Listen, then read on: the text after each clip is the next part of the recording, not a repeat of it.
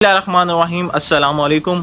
8 مارچ یوم خواتین عورت مارچ کے حوالے سے منایا جاتا ہے۔ اس کا آغاز 2018 میں کراچی سے ہوتا ہے۔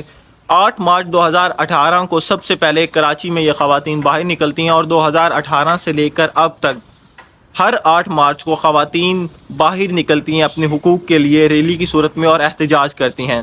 اس روز پورے ملک میں اس روز کی مناسبت سے تمام اداروں میں تقریبات کا انعقاد کیا جاتا ہے اور ان تقریبات میں عورت کے حقوق کی آگاہی فراہم کی جاتی ہے۔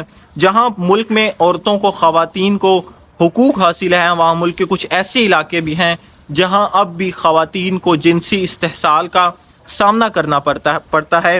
خواتین، لڑکیوں اور یہاں تک کہ معصوم لڑکیوں کو ہوس کا نشانہ بنا کر ان کو موت کی وادی میں دھکیل دیا جاتا ہے، جیسے کہ فاطمہ والا کیس تھا، زینب والا کیس تھا۔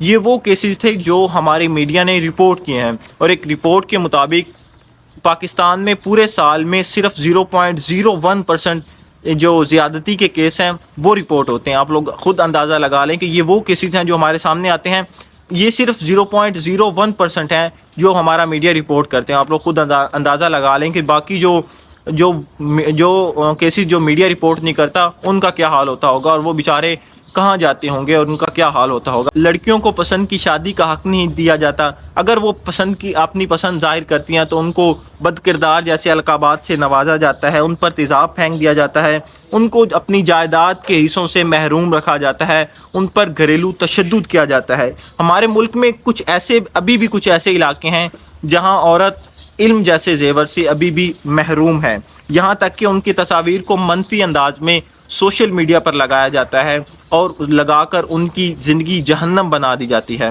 ان سب ظلموں کے تدارک کے لیے 8 مارچ کو خواتین باہر نکلتی ہیں، احتجاج کرتی ہیں اور اپنے حقوق کے لیے ریلیاں نکالتی ہیں۔ یہاں پر میں ایک اور بات کرتا چلوں کہ جب پچھلے برس عورت مارچ ہوتا ہے اور جس عورت مارچ میں جو منشور رکھا گیا ہے سامنے آیا تھا وہ کوئی انتہائی گھٹیا تھا، اسلام کے احکامات کے بالکل برعکس تھا، جس کا اندازہ ہم عورت مارچ میں موجود پلے کارڈز پر درج جملوں سے لگا سکتے ہیں۔ وہاں کچھ جملے یوں تھے کہ میرا جسم میری مرضی، عورت بچہ پیدا کرنے والی مشین نہیں ہے، اب عورت راج کرے گی، لو میں بیٹھ گئی ٹھیک سے، وغیرہ وغیرہ کے جملے وہاں پلے کارڈز پر درج تھے اور یہی جملے پورے سال زیر بحث رہے ہیں۔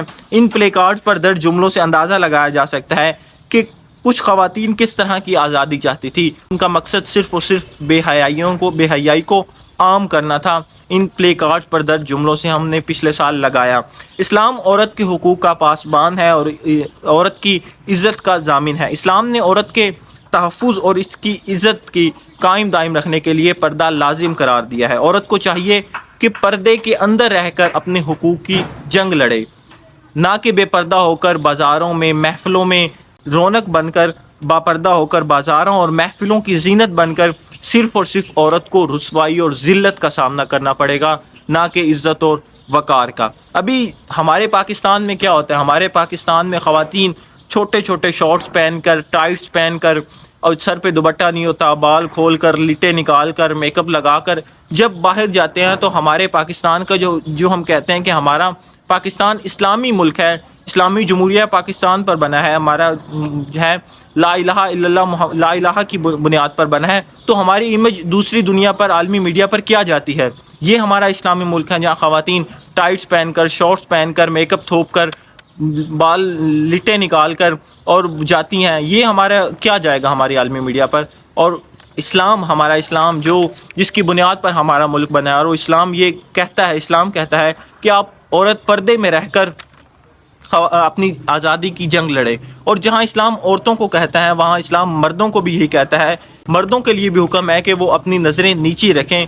قرآن مجید میں ہے کہ مرد کو چاہیے کہ اپنی نظریں نیچے رکھ کر چلے، عورتوں کی طرف نہ دیکھے۔ یہاں وہ شاعر کے ایک مجھے شعر یاد آ جاتا ہے، وہ کہتا ہے کہ وہ رتبہ عالی کوئی مذہب نہیں دے سکے گا، کرتا ہے جو عورت کو مذہب اسلام، کرتا ہے جو عورت کو مذہب اسلام۔